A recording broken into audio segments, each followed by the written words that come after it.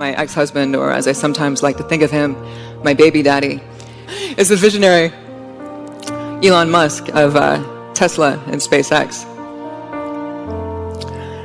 I met him when I was 18, he was 19. We were at college. He would call me up. He always had classical music playing in the background. And he would ask me out, and I would say no. And he would call me up again, and he would ask me out, and I would say no. And it went on like this until we ended up living together in an apartment in the Bay Area, which we shared with 3 roommates and a miniature dachshund who was not house trained.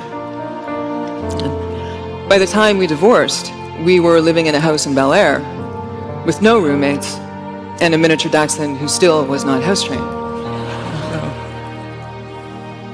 So it's a really funny Simpsons episode. Elon has this meaningful relationship with Homer. It's very romantic. And at one point, the Smithers character says to another character that somebody like Elon must have a darkness in his soul. And as a dark fantasy writer who's had novels published by major publishers and stories and anthologies and has a blog, this line leaped out at me because I actually think a lot about creativity and darkness and the larger-than-life nature of these people that we call visionaries and geniuses, or as my son likes to say, genii. And darkness does not have to mean evil. You know, it can refer to anything that has not yet been brought out into the light, that lives in the space beyond boundaries, beyond our comfort zone, where a lot of us do not want to go. The writer Lucy H. Pierce has a quote that I like a lot. She says, "As creatives, our job is to uncover what lies in the darkness and give it new life, new identity." And I realize that artists and entrepreneurs are a lot alike, and that they are both obsessed with creating something out of nothing, with pulling value from the dark. So when I was preparing this talk, I said to Elon, so do you have any advice that I can maybe give to bright young things in the audience who might want to grow up to be you one day? And he did say something which I'll get to at the end, but he also said, I don't know if they would still want that if they really knew what it's like to be me. And it made me think that before we call these people visionaries, before they have that kind of success, we have other words for them. We call them, geek, or outsider, socially awkward, weird, a little different, odd one out. I've been friends with one person for 10 years before he told me that when he was a kid, he hated going to school because the other kids liked to follow him home and they would throw soda cans at his head.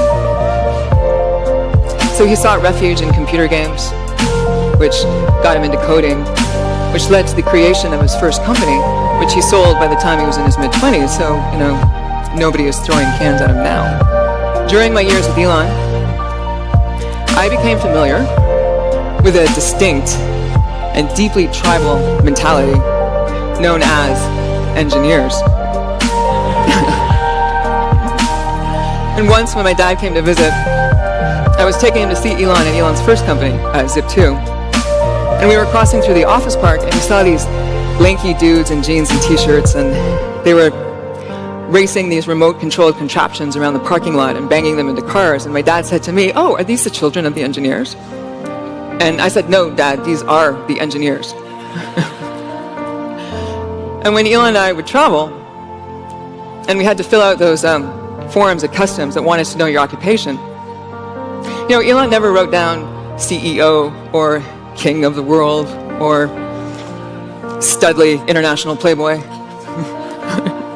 He wrote engineer. And he wore jeans and t-shirts to work.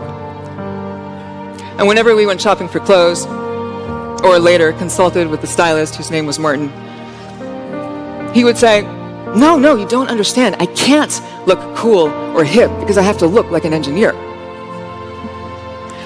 And one of the things that he told me, although I don't know if it's as true now as it was back then, was that engineers could not quite figure out why it was that the suits made the big money when it was the engineers who actually built the stuff that they were selling.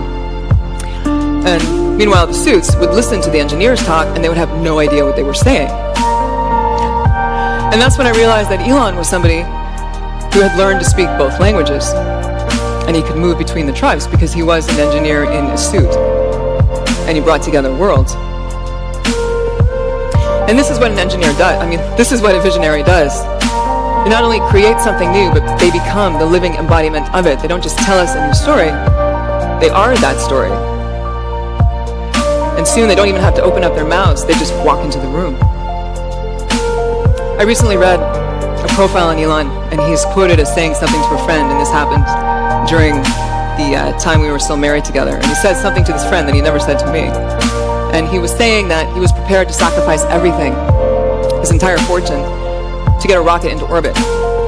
And he said, I don't care if Justine and the kids and I end up living in Justine's parents' basement. I'm going to make this happen.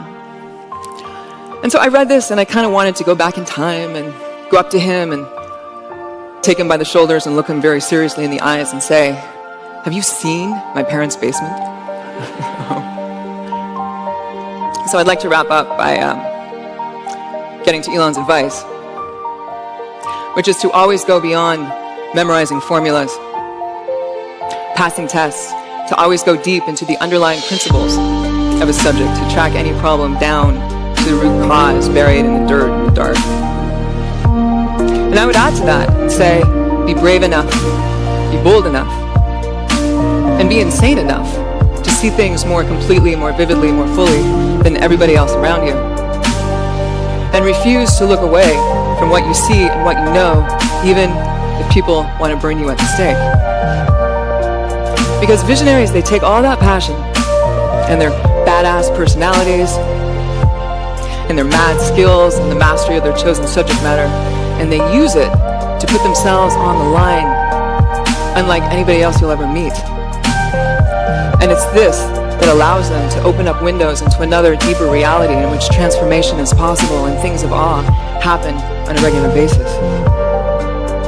Because in the beginning, we don't trust them because we think they're crazy, but by the end, we trust them because we know they're crazy. They're crazy enough to accomplish anything and risk it all in order to bring us something new to believe in. They might make lousy husbands and terrible wives. They might be the friend who never sends you a birthday present and forgets to show up for coffee.